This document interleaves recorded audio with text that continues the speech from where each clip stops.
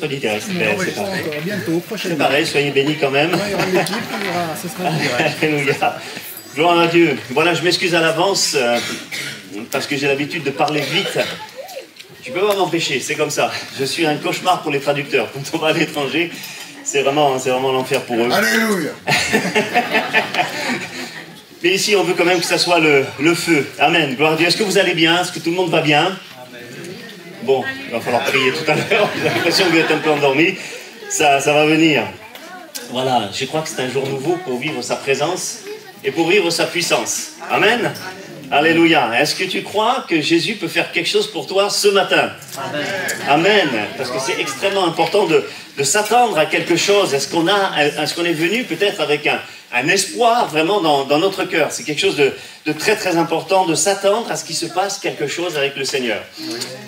Le boiteux à la belle porte du temple, il s'attendait à recevoir quelque chose, mais il a reçu beaucoup plus. Les disciples, ils s'attendaient à recevoir une puissance, mais ils ne savaient pas ce que c'était. Ils ne savaient pas que ça allait être les langues, ils ne savaient pas que ça allait être cette chose extraordinaire, ce vent violent, ce bruit, ces langues de feu qui allaient se poser sur chacun d'eux, et ce qui allait se passer par la suite. Ils ne savaient pas que ça allait arriver, et pourtant c'est arrivé. Ils ont reçu beaucoup plus que ça, puisqu'ils ont reçu les dons spirituels, la naissance de l'Église, 3000 conversions, des choses que Jésus apparemment n'a jamais faites, ou en tout cas c'est pas dit, hein, quand il est monté au ciel, il est question de 500 disciples seulement. Mais à la Pentecôte, 3000 conversions. Waouh, vous ferez des choses beaucoup plus grandes que celles que j'ai faites. Et ça doit être l'espérance qui est là dans nos cœurs. Amen. Et ça change tout de venir dans une réunion en s'attendant à quelque chose de la part du Seigneur. Pas venir comme un simple spectateur, mais venir en s'attendant à ce que Jésus fasse quelque chose. Parce qu'il fait toute chose nouvelle. Amen. À chaque fois. Alors, dis à ton voisin, tu vas recevoir quelque chose ce matin. Il y en a qui n'aiment pas leur voisin. C'est pas spirituel. Dis-le à ton voisin. Encourage-le, bénis-le, conditionne-le et peut-être réveille-le. Alléluia. Alléluia. Je crois que ce genre d'attente, c'est une... comment dire, ça prépare nos cœurs et c'est tellement important d'être réceptif et d'avoir cette vision de cet amour de Dieu qui veut tellement nous toucher. L'amour qu'il déploie sur nous, c'est sa bannière. La bannière qu'il déploie sur nous, c'est l'amour. C'est mieux comme ça, dit comme ça, dans ce sens-là. Et c'est important finalement de casser la distance avec le Seigneur. Il y a des gens, de par leur arrière-plan religieux, par rapport à la religion qu'on va dire majoritaire, on disait comme ça au Sénégal, la religion majoritaire pour vivre ces personnes, ils ont une certaine distance avec Dieu. Mais je crois que c'est important de casser ça. Jésus l'a fait avec ses disciples. Même les Juifs, ils étaient outrés quand il appelait Dieu son Père. Pour eux, c'était quelque part un scandale. Et à ses disciples, il a fait en sorte d'appeler Abba, Père. Petit papa en hébreu. C'est le terme qu'un enfant, quand il commence à parler, il peut dire à son père. Et c'est ça qu'il veut, cette relation personnelle, véritablement, avec lui, qu'on développe ça, cette notion d'intimité. Ça, vous voulez le transmettre à tous ceux qui croyaient. Vous voulez le transmettre à ses disciples. Et c'est important de rentrer dans cette dimension d'intimité pour recevoir des choses de la part de Dieu. C'est vraiment important. Et de ne pas être comme ces flots de la mer, des gens qui doutent, etc., comme dira Jacques, mais de briser la retenue, de briser les principes, de briser les coutumes, la religiosité des fois. Même des fois, c'est la messe évangélique. Même dans nos églises, parce qu'on vient avec des tas de retenues, il ne faut pas de bruit, tout contrôler. Ah, Dieu est un Dieu d'ordre, frère. Oui, mais il y a la vie. Le boiteux, quand il est rentré dans le temple, il sautait. Enfin, c'est dans les parvis, le temple, personne n'est jamais rentré, si ce n'est les sacrificateurs. Mais il sautait, il dansait comme David devant l'arche. Et je pense que c'est vraiment important. L'église n'est pas un cimetière. Amen. Et c'est important, une église réactive. Dieu nous a fait aussi avec des émotions. Il y a des gens qui contrôlent tout. Ah, faut pas pleurer, ou mon voisin de droite ou de gauche me regarde. Abandonne ça, laisse-toi aller dans les mains du Seigneur. C'est ça, et dans les bras du Seigneur, et c'est ça qui te permet de recevoir et de vivre des choses. Il nous a fait avec des émotions. On peut pleurer, on peut rire, enfin il peut se passer des tas de choses avec le Seigneur. Alléluia. Alléluia. Amen. Enfin quelqu'un de réactif. Vous êtes un bon. Ah, j'ai l'impression de me retrouver à Saint-Étienne. Prêche, pasteur, prêche. Alléluia. Alléluia. Des vivants.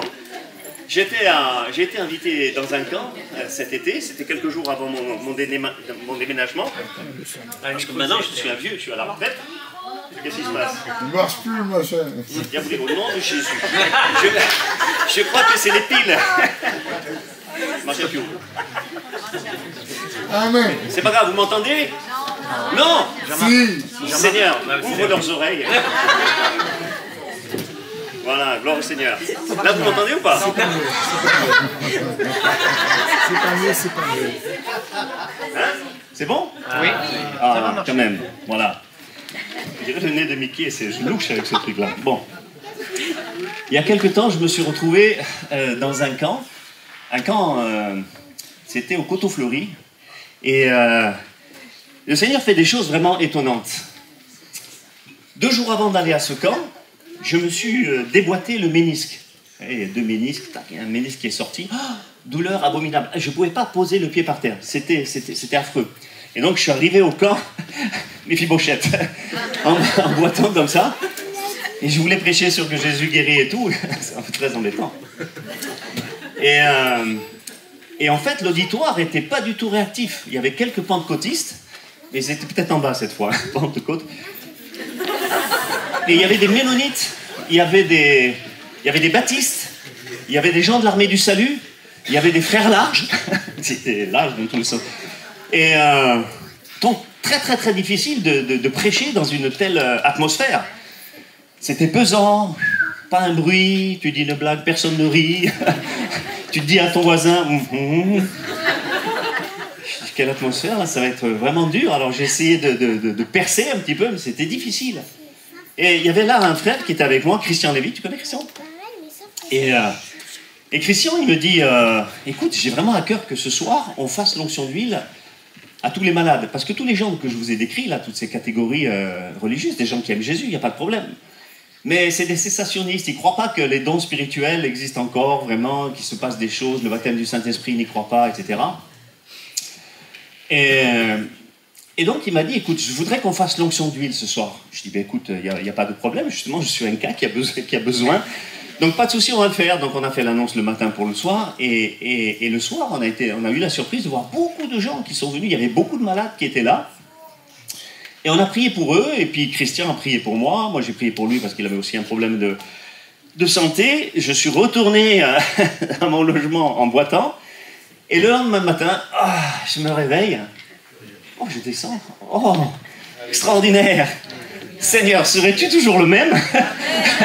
Alléluia, gloire à Dieu. Oh, j'ai dit, il ne faut surtout pas changer cette huile. Elle est très bonne. J'ai demandé la marque. Et donc je suis arrivé là-bas, les gens n'ont même pas remarqué ce qui s'était passé. Tellement c'était naturel, je marchais normalement, ils ont dû oublier, je sais pas. Et j'ai commencé à prêcher. Est-ce que vous croyez que Jésus est capable de faire quelque chose encore aujourd'hui pour chacun de vous? Je vais essayer de ne pas arracher le fil. Et je me suis mis à courir dans l'allée comme un fou. Il est vivant, il est vivant! Et les gens commencent à comprendre, ils réalisent que le genou, il est complètement guéri. Je leur ai demandé, mais combien de personnes ont été guéries hier soir avec l'onction d'huile et l'imposition des mains? Il y a au moins 25 personnes qui ont levé la main, qui ont été guéries. Et le Saint-Esprit a commencé à tomber sur l'auditoire et a commencé à avoir une réunion extraordinaire. Tous les ménonites, les baptistes, tous ces gens réservés étaient « Ah, gloire à Dieu !» etc. Certains recevaient le baptême du Saint-Esprit. Et c'était vraiment extraordinaire. Le Saint-Esprit les avait retournés comme une crêpe. Amen. Pas Jean-Marc Lamotte, lui, il en est absolument incapable, ou n'importe quel pasteur, mais le Saint-Esprit, lui, il fait des choses incroyables. Et quand il est avec nous, il se passe des choses vraiment merveilleuses. Amen. Il fallait que ça bouge. Il fallait qu'il y ait du réveil dans cette histoire-là. C'est très, très important. Et je crois que c'est ce que nous devons vivre. Nous vivons les derniers temps. Ça nous a été prêché il n'y a pas longtemps, dimanche dernier. Et puis, en regardant l'actualité, on comprend bien les choses. Hein. D'accord avec ça? Et c'est pour ça que Jésus a dit, vous recevrez une faiblesse. Non, vous recevrez une puissance, dynamis. C'est la puissance, force, capacité d'accomplir des miracles. Alléluia. Et ça, au travers du baptême du Saint-Esprit, nous l'avons tous reçu. Et ceux qui n'ont pas reçu encore le baptême du Saint-Esprit, je vous engage à rechercher le baptême du Saint-Esprit, ou ceux qui sont baptisés du Saint-Esprit, à chercher absolument le renouvellement. Alléluia. Et c'est pour ça aussi que Jésus a dit, voici les signes qui accompagneront qui? Les pasteurs. Ceux qui auront cru. Alléluia. C'est chacun de nous. Vous le croyez ça? Les signes, c'est mignon. La signature, c'est la signature de Dieu. Et c'est ça qui attire finalement les âmes, qui les rendent attentifs. Ce n'est pas tous ceux qui sont guéris qui viennent à Jésus, on le sait bien. Mais quand même, ces choses-là attirent les gens. Quand Philippe est descendu en Samarie, les foules, c'est ça que nous dit le texte, ils étaient attentifs à ce que disait Philippe quand elles apprirent et virent les miracles qui se faisaient, des miracles, des prodiges, des délivrances. Alléluia. Acte 9, 35. Pierre, au paralytique, aîné, Jésus-Christ te guérit, lève-toi. Ça a été connu de tous les environs de Lydde et du Saron qui le virent, ils se convertirent au Seigneur. Acte 9, 35 c'était. Acte 9, 40. Pierre ressuscite Tabitha, cela fut connu de Joppé et beaucoup crurent au Seigneur. Un cas tout à fait actuel qui n'était pas il y a 2000 ans, Toussaint certainement s'en rappelle. Un jour on va dans mon village à Bastelica, on devait rencontrer, il y avait 2 personnes qui étaient là, et quand on rentre, il y avait une dame, c'était une femme d'origine russe, qui était là, et quand on arrive, elle est tordue sur sa chaise, mais tordue sur sa chaise, je ne sais pas ce qu'elle avait. Et elle nous dit que ça fait des années et des années que ça dure, qu'elle a tout essayé, que vraiment rien n'a marché dans sa vie pour qu'elle reçoive la guérison ou quoi que ce soit. Alors je lui dis, mais moi j'ai une solution. Moi je connais quelqu'un qui est extrêmement puissant. Je connais Jésus. C'est mon sauveur. Est-ce que vous croyez qu'il peut faire quelque chose? Oh non, je ne connais pas Jésus, mais de toute façon, mon mari c'est un magnétiseur, c'est un sorcier magnétiseur. Il a énormément de résultats dans la guérison. Tous ces patients qui viennent le voir. Mais moi, il a tout tenté, ça n'a pas marché. Pourquoi ne pas tenter Jésus? Ben oui, allez-y. Alors on a imposé les mains à cette femme au nom de Jésus, mais tout simple, parce qu'il n'y a rien de magique. Moi je ne crois pas que c'est moi qui puisse faire quelque chose, c'est pas dans nos mains qu'il y a quelque chose, c'est le Seigneur Jésus qui est là, et qui écoute, et qui voit la foi, et si ce n'était pas la sienne, eh ben c'est notre foi à nous. Du coup on a imposé les mains, et Dieu veut montrer sa gloire, et tout d'un coup elle a sauté comme ça. C'est parti de moi, c'est parti de moi. Et c'était disparu, c'était terminé. Amen. Amen. Jésus fait encore des miracles aujourd'hui. Alléluia. Fait des choses vraiment fantastiques. Il suffit de s'attendre vraiment à lui. Je crois qu'on pourrait acclamer le Seigneur, non? Amen. Amen. Et ça continue parce que le livre des Actes, ça ne s'est pas arrêté. Ça continue encore aujourd'hui. Alors j'aimerais qu'on lise ensemble un texte. C'est important aussi de lire la parole de Dieu. Ça nous a été rappelé et qu'on soit des passionnés de la parole de Dieu. Amen. Amen. Éclairés par l'Esprit pour la comprendre également. Jean chapitre 10, verset 10. Ça va s'afficher. Voilà. Le voleur ne vient que pour dérober, égorger et détruire. Mais moi, c'est Jésus qui parle. Je suis venu afin que les brebis aient la vie et qu'elles soient dans l'abondance. Amen. Amen. Vous voyez les 2 genres de venus, les 2 genres d'actions. Le diable, lui, il vient pour te dégommer. Littéralement, là dans le grec, c'est détruire entièrement, pas une partie, il veut te détruire entièrement. Hein? C'est rendre inutile, faire disparaître, amener en enfer. Mais Jésus, il amène l'abondance, périssos, qui signifie ajouter, extraordinaire, au-delà. C'est dans cette dimension-là qu'il nous veut, chacun de nous. Alléluia. Et puis, 1 Jean chapitre 3, verset 8, c'est le verset qui va vraiment nous intéresser ce matin. Le Fils de Dieu apparut pour détruire les œuvres du diable. Littéralement, il apparut pour relâcher, pour rendre libres les opprimés, pour délivrer, comme c'est écrit dans Ésaïe 61. Comme cette femme qui était tenue liée depuis 18 ans, je crois, dans Luc 13. Amen. C'est sur ça que j'ai envie de parler ce matin. Jésus apparut pour détruire les œuvres du diable. Et au travers de chacun de nous, si nous sommes remplis du Saint-Esprit, Jésus va détruire les œuvres du diable. Amen. Lorsque tu témoignes, tu es en train de détruire les œuvres du diable. Ces gens qui l'avaient captif, tu détruis les œuvres du diable. Lorsque tu pries quelque part, tu détruis les œuvres du diable. Lorsque des malades sont guéris comme cette femme, tu détruis les œuvres du diable. Quand tu pries, tu détruis les œuvres du diable. Quand tu mets ta vie en règle aussi, tu détruis les œuvres du diable. Et c'est à cela que l'Église est appelée. Mais c'est facile d'être noyé, mais c'est à ça que je suis appelé aussi. Amen, c'est ma responsabilité individuelle. Je ne dois pas tenir compte de la masse, c'est moi et ma relation avec Jésus-Christ. Et vous savez, il y a tellement de gens qui perdent du temps infini dans leur relation avec Dieu à cause de petits détails, à cause de problèmes dans les églises, à cause de rivalités. Laisse tomber tout ça. Tu perds de vue l'essentiel, d'avoir les regards fixés sur Jésus, d'être rempli du Saint-Esprit pour détruire les œuvres du diable. Sinon, tu participes aux œuvres du diable. En détruisant à travers des discours, à travers des paroles, à travers des... Si tout le monde était rempli du Saint-Esprit, je vous assure, tu oublies toutes ces choses-là. Tu oublies, quand l'Église est remplie du Saint-Esprit, elle oublie tous ces problèmes. Amen. Et on ne doit jamais perdre de vue toutes ces choses. Souvenez-vous dans l'Ancien Testament, cette histoire du serpent d'airain, Néhushtan. La perche, vous savez, les Israélites qui dans le désert avaient été mordus par les serpents brûlants. Et quand Dieu avait dit à Moïse de construire cette perche avec le serpent d'airain, hein, c'est très symbolique, hein, c'est le diable qui est lié. Et quand ils regardaient, ils étaient guéris. Amen. Et moi, je ne me connais pas trop en hébreu, mais d'après ce que j'ai entendu dire, tu me corrigeras, pas en public, sinon c'est humiliant. Mais Guillaume, tu me diras après. Je crois que c'est un verbe qui a une action continue. Amen. C'est-à-dire regarder continuellement. Alléluia. Et je dois regarder continuellement à la croix, regarder les regards fixés sur Jésus. Ça aussi, c'est la même chose. Le titre de mon message ce matin, j'avais 2 titres qui me trottaient dans la tête. C'est pas facile toujours de trouver un titre. C'est une église en feu pour le retour de Jésus, parce que ça cadrait assez bien ce qui est annoncé actuellement. Et puis aussi, j'ai pensé à l'eau et le feu. L'eau et le feu. Parce que ce sont des symboles extrêmement importants. Dans la Bible, l'eau, c'est le symbole de la parole de Dieu. Il faut connaître la parole de Dieu, il faut se servir de la parole de Dieu, il faut avoir foi dans la parole de Dieu. C'est comme ça que Jésus a détruit le diable quelque part. Reinhard Bonnke, il dit, il a cassé le dos. J'aime bien cette expression, casser le dos du diable. C'est par la parole. Amen. Il est écrit. Et nous devons être des hommes et des femmes de la parole, c'est capital. Et le feu, c'est le symbole du Saint-Esprit. Amen. C'est tellement important. Si j'ai que la parole sans le feu, je vais devenir un religieux. Si j'ai que le feu sans la parole, je deviens un mystique. Mais la Bible veut, et le Seigneur veut que nous soyons des gens équilibrés. Amen. Pas des mystiques, des gens éclairés, pas mystiques. C'est tout à fait différent. Éclairés par le Saint-Esprit, c'est vraiment important. C'est comme les 2 ailes de la colombe, hein. S'il n'y a qu'une aile, elle va tourner en rond, elle n'arrive jamais à destination. Il faut vraiment l'équilibre dans la vie spirituelle, c'est très très important. Et je dois prier véritablement pour avoir cette vie réveillée par la parole et par l'esprit. Amen. Les 2 sont vraiment importants. Et c'est important de prier pour cela. Pas simplement de prier pour un réveil mondial, pour un réveil en France, pour un réveil pour la Corse, pour un réveil pour Ajaccio, mais un réveil pour ma vie. Amen. C'est ma vie qui doit être réveillée, parce que quand tu es enflammé, tu finis par enflammer les autres.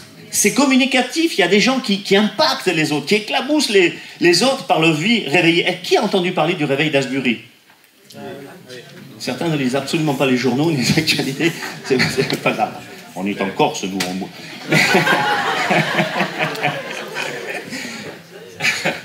je plaisante. Je plaisante. Ils ont été impactés, mais c'est pas arrivé qu'une fois. J'ai regardé l'historique, c'est impressionnant.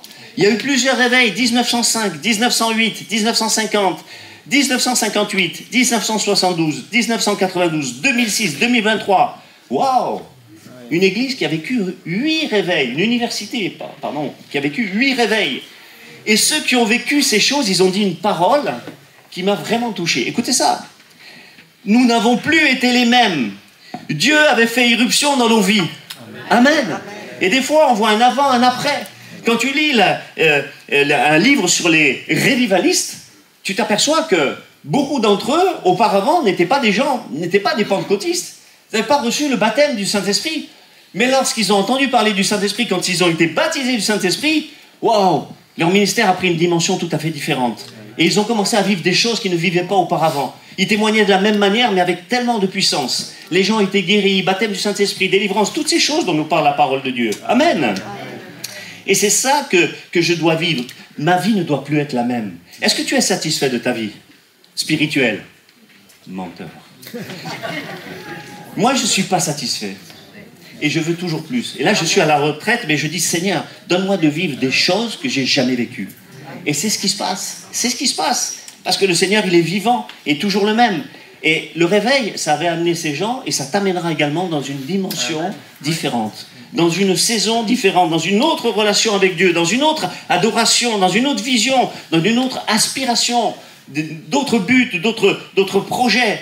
Ils avaient été touchés, ils avaient été transformés, ils avaient été bouleversés par l'action de Dieu, parce que le réveil, il amène aussi une conviction de péché. Souvent, c'est ça. C'est pas simplement « Oh, chalala », non. c'est vraiment un bouleversement intérieur. Il avait brisé aussi les habitudes, la religiosité qu'on peut avoir les uns et les autres, les coutumes, toutes les retenues. J'ai vécu ça au Coteau Fleury. Non, pas au Coteau Fleury, c'était à Ancamp-Espalion. Le pasteur de l'église dans lequel je suis actuellement retraité me dit, est-ce que tu voudrais faire un camp de famille? Il ne me connaissait pas, peut-être qu'il voulait même me tester. Alors je dis, écoute, volontiers, moi je veux bien faire ce camp de famille. Alors avec Alice, on est allé, et lors d'une réunion, le Saint-Esprit avait agi, il y avait eu des bénédictions, etc. Des gens qui se demandaient pardon. Alors, il y avait plein de choses qui se passaient.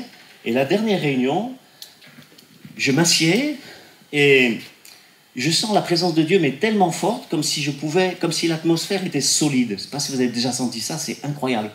J'avais l'impression qu'il était là, quoi. C'était puissant. Il y a une telle émotion dans mon cœur, j'avais envie de pleurer. Et j'étais gravement puni parce que la veille, j'étais avec une sœur qui me racontait tous ses malheurs, et puis il y en avait un. Et les Kleenex, ça y allait. Alors j'ai dit, je vais t'appeler sur Kleenex. Manifeste la foi. Et le lendemain, pouf, moi, une envie de pleurer de fou. Je dis, bien, ça c'est bien fait pour toi. L'envie de pleurer, incroyable. Je ne pouvais pas me retenir. Je dis, Seigneur, je prêche dans quelques minutes. Alice avait témoigné. C'était assez émouvant et touchant aussi. Et vraiment, là, il y a un dernier chant. Ah, voilà, le pasteur va prêcher. Oh non. Je suis monté, je prends le micro, mais tu sais quand c'est impossible de te retenir? Et j'arrive juste à prononcer, à dire, j'arriverai pas à prêcher. J'ai une envie, c'est de pleurer. Et je commence à pleurer. C'est horrible, hein? Enfin, bon. Quand tu es très orgueilleux, c'est horrible. Et c'était tellement fort. Mais le Saint-Esprit commence à se manifester. Et quelle surprise! Dans tout l'auditoire, des gens commencent à parler en langue. Hop, il me vient des paroles de connaissance sur le pasteur, sur sa femme, sur des gens de l'assemblée. Oh, je suis tombé à genoux, il y avait une puissance énorme. Ça commence à crier, des gens qui étaient possédés, qui commencent à être libérés. On prie, les libérations ont été quasiment instantanées. Il y a eu une action extraordinaire. Extraordinaire. Et je leur avais dit, je ne peux pas prêcher, je ne veux pas prêcher. Parce que si tu prêches dans un tel moment, tu vas arrêter l'action du Saint-Esprit. Et c'est lui qui dirige tout. Si je prêche, c'était sûr, ça aurait été une réunion absolument nulle. C'était lui qui devait prendre le contrôle. Et là, il m'a appris ça, à briser ma retenue. Combien de fois on essaye de retenir ses larmes, son émotion? Ah, il ne faut pas que les gens me voient, je ne veux pas me mettre à genoux. Mais moi, je le dis, même lors des appels, si tu veux te mettre à genoux, te mets à genoux. Si tu as envie de lever les mains au ciel, ça ne me dérange pas. Ça ne me dérange pas. Il faut être soi-même. Il faut ressentir les choses de Dieu, les émotions, parce que c'est comme ça que Dieu agit. Alléluia. Alors, je veux vivre ces choses. Amen. Et quand tu vas vivre ce réveil, eh bien, tu vas témoigner pareil, mais tu vas porter beaucoup plus de fruits. Tu vas devenir beaucoup plus sensible au Saint-Esprit, à ce qu'il veut faire, ce qu'il veut dire ou ne pas dire, ce qu'il faut faire ou ne pas faire. Et tu vas mettre le royaume de Dieu en priorité, en premier dans ta vie. Amen. Et ça doit être mon cri. Seigneur, envoie le réveil dans ma vie. Est-ce qu'on peut le dire tous ensemble? Amen. Seigneur, envoie le réveil dans ma vie. Amen. Certains n'en veulent pas. Pas grave. Sur ma famille, sur mon église, sur mon quartier, sur ma ville. Envoie ce réveil. Est-ce que vous avez soif du réveil? Ça bouge, hein, quand il y a le réveil. Je vous assure, hein. Ça change tellement de choses, hein. J'ai parlé à la Pentecôte, là. Toute la ville a accouru, hein. Il y a eu ce vent violent. C'était quelque chose de puissant. Et même 120 personnes qui parlent en langue, à mon avis, il devait crier fort pour attirer toute la ville, hein. Je ne sais pas si vous imaginez, hein. Voilà, ou si eux, les autres ont entendu le vent violent et toutes ces choses. Mais ça fait du bruit quand une église est réveillée.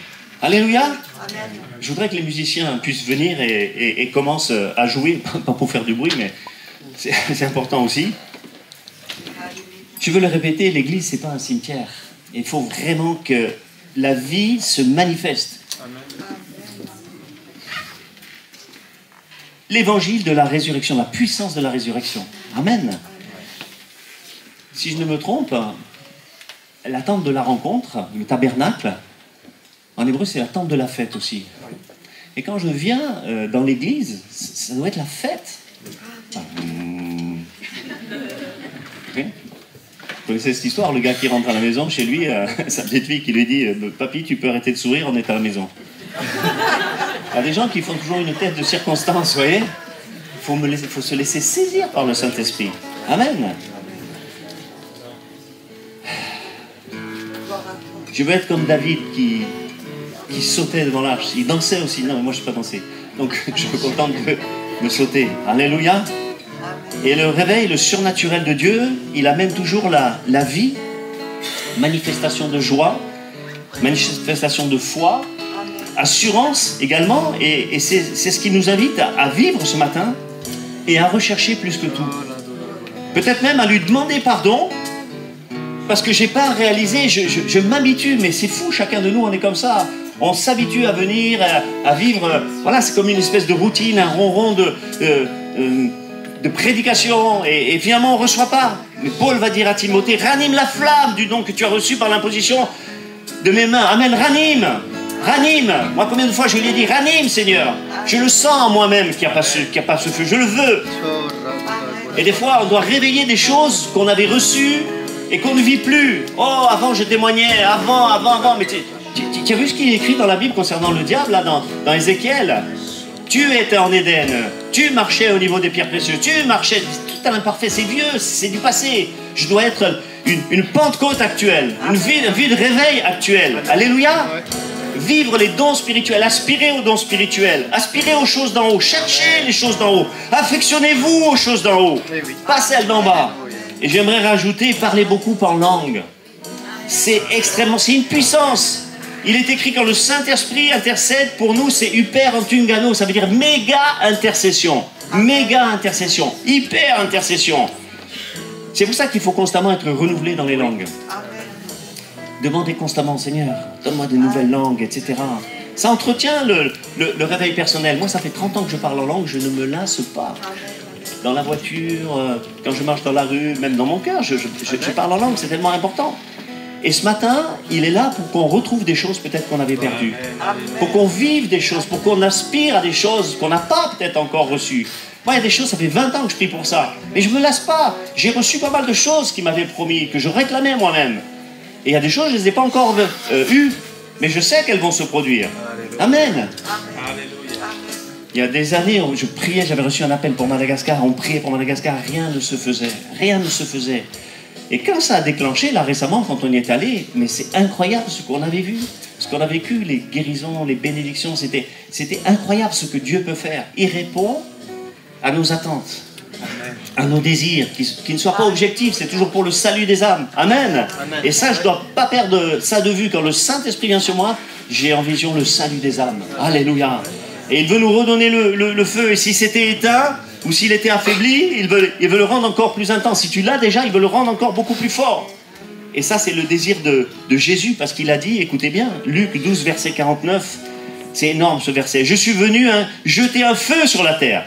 Littéralement, je suis venu mettre la terre en flammes. Alléluia. Lévitique, le feu brûlera continuellement sur l'autel. J'ai épuisé les musiciens. J'ai mal synchronisé là. C'est pas grave. Des fois, je me perds les notes. Non, mais... Le feu brûlera continuellement sur l'autel. Est-ce que tu as regardé les dimensions de l'autel du temple?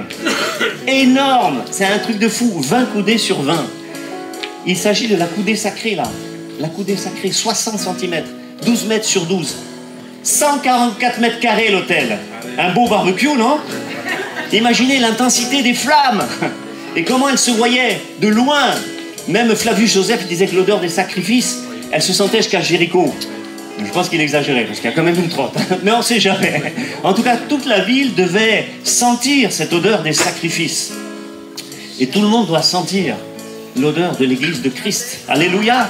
Ça doit se savoir. Des fois, quand il y a un réveil, les gens viennent en flot, même sans qu'on fasse d'évangélisation, même sans prospectus, simplement parce que le Saint-Esprit est là. Et on doit, ce feu qui était d'une telle intensité, le Seigneur, il veut le voir dans mon cœur. Alléluia. D'une telle intensité. Et il nous invite à venir le chercher. Vous savez, à un moment donné, quand Dieu s'est manifesté à Abraham, il a dit qu'il s'appelait El Shaddai, le Dieu Tout-Puissant. Mais ça a également le sens en hébreu de mamel. C'est comme s'il lui disait, il faut venir téter à cette puissance. Il faut venir à Jésus, il faut venir à Dieu pour recevoir, pour prendre ces choses. Le royaume de Dieu ne consiste pas en parole, mais en puissance. L'évangile, c'est une puissance. Ton Dieu t'ordonne d'être puissant. Jésus a dit, vous ferez des choses encore beaucoup plus grandes que celles que j'ai faites. Notre foi ne doit pas être fondée sur la sagesse des hommes, mais sur la puissance de Dieu. Voici les signes qui accompagneront ceux qui auront cru. Tel il est, tel nous sommes. Pas tel nous avons été ou nous serons, tel nous sommes. Mais comme Jésus, oui, comme Jésus, à cause de la puissance de la résurrection. Amen. Et pour que tout petit Christ, qui est né à nouveau, tu sois une extension de Jésus quand il était sur la terre. Que tu sois ses mains pour guérir, ses pieds pour aller, sa bouche pour parler. Il veut que tu sois cette extension. Alléluia. Et il veut te communiquer sa puissance. Oh, je ne peux pas, je suis trop faible, je suis misérable, je pêche encore. Le Saint-Esprit vient pour ça. Certaines personnes me disent, mais moi je ne peux pas être baptisé Saint-Esprit, j'ai encore des péchés. Il vient pour ça. Justement, c'est pour ça qu'il veut te baptiser du Saint-Esprit. Parce que le Saint-Esprit va t'empêcher même de pécher. Il va te transformer. Il faut que tu reçoives cette puissance du Saint-Esprit. Et c'est pour cela personne n'est trop faible. Que le faible dise je suis fort. Alléluia. Si quelqu'un a soif, qu'il vienne à moi et qu'il boive. Je vous ai parlé de verbe continu. Là aussi, c'est un verbe continu. Continuellement, je dois venir boire à la source. Et ce matin, c'est ce qu'il veut que tu viennes boire à la source. Non pas d'un pasteur, mais de ce Jésus, de ce Saint-Esprit qui est là. Est-ce que tu crois au moins qu'il est là ce matin et qu'il veut te bénir et qu'il veut te toucher afin que tu ne repartes pas de ce lieu de la même manière que tu es rentré, ou malade, ou possédé, ou lié, ou avec des problèmes, ou avec des péchés? Est-ce qu'on comprend cela? Et c'est cela que je dois vouloir, une action continue. Et ce matin, je suis persuadé que le Seigneur, il veut guérir des cœurs brisés et faire des choses que les gens peut-être ne vont pas voir. Mais toi, tu vas le vivre dans ton être intérieur. Peut-être ce péché qui va être brisé. Peut-être ce lien, cette addiction qui te donnait depuis tellement longtemps, qui va être maintenant cassé, brisé par la puissance du Saint-Esprit. Et je préfère qu'il se passe des choses des fois invisibles comme celle-là, mais qui sont tellement grandes aux yeux du Seigneur, qui vont bénir toute ta vie spirituelle, guérir les cœurs brisés. Peut-être quelqu'un est passé par le deuil et encore accroché à des choses du passé. Il veut guérir des choses du passé. Parce que le passé, ça impacte même ton présent. Et ça détruit peut-être ton futur. Et il veut briser également toutes ces choses. Alléluia. Te renouveler, te rétablir, te communiquer peut-être un feu nouveau. Et il voudrait que ce matin, il voudrait qu'on soit comme une éponge. En tout cas, moi, ça va être l'état de mon cœur. Je vais être comme une éponge et je veux absorber tout ce que le Seigneur veut me donner. Une éponge, il paraît qu'elle absorbe plus de 35 fois son poids. Je devais s'en sortir. Mais plein de bénédictions. Amen. Amen. Pas corporellement comme ça. Alors peut-être est-ce qu'on peut se lever tous ensemble? On ne veut pas s'endormir. Alléluia. Et on veut se lever tous ensemble. Toi qui es baptisé dans le Saint-Esprit, tu peux commencer à parler en langue. Et peut-être à réclamer, à crier dans ton cœur, peut-être pas à haute voix, mais de crier dans ton cœur, Seigneur, réveille-moi. Seigneur, envoie le réveil. Seigneur, envoie le feu, les flammes sur ma vie. Je veux revivre ces choses de l'Esprit de Dieu. Je veux être rempli de la gloire et de la puissance de Dieu. D'être rempli encore du Saint-Esprit. Je veux demander pardon peut-être au Saint-Esprit d'avoir négligé ces choses, d'être devenu peut-être quelqu'un de religieux, tellement attaché à certaines choses. Oh, il faut chanter que les vieux chantent. Arrêtons avec ça. La seule chose qui compte, c'est la puissance du Saint-Esprit dans ma vie. Et certainement, il y a des gens qui ont besoin d'être délivrés et guéris ce matin. Je veux briser la puissance de l'ennemi. Ce matin, je veux briser tout lien qui soit là. Satan, ton règne s'arrête maintenant dans la vie de mes frères et mes sœurs. Saint-Esprit, tu passes dans les rangs et tu touches les cœurs et tu touches les vies et tu délivres les uns et les autres. Seigneur, que cette matinée ne soit pas une matinée comme une autre, une matinée où tu agis, une matinée où les gens reçoivent la grâce et la puissance de Dieu. Manifeste-toi, Seigneur, d'une manière, je voudrais faire, alors qu'on a toutes les têtes baissées, les yeux fermés, pour respecter mon voisin de devant, de derrière, d'à côté, de droite ou de gauche. Si tu veux recevoir de la part du Seigneur, si tu as en toi cette espérance, alors tu viens sur le devant et avec le pasteur et les anciens, nous allons prier pour toi, même si la prière n'est pas longue. Ce qui est important, c'est que nous posions nos mains sur toi, parce que nous sommes comme des poteaux indicateurs qui indiquent au Seigneur les gens qui doivent être touchés, afin que des choses soient brisées ce matin. C'est tellement important. Oh, je le ressens dans mon cœur. Il y a des choses qui doivent être brisées également. C'est bien de vouloir recevoir, mais des choses peut-être avant ont besoin d'être brisées, afin que tu reçoives cette puissance de l'Esprit de Dieu et qui se manifeste d'une manière glorieuse. Alléluia. Reste dans cette condition. Viens si tu veux être touché. Viens, peut-être quelqu'un a besoin de donner son cœur à Jésus. Peut-être tu n'as pas encore donné ton cœur à Jésus. C'est peut-être l'instant. Jésus te cherche. Il veut te sauver. C'est peut-être l'occasion pour quelqu'un de retourner à Jésus.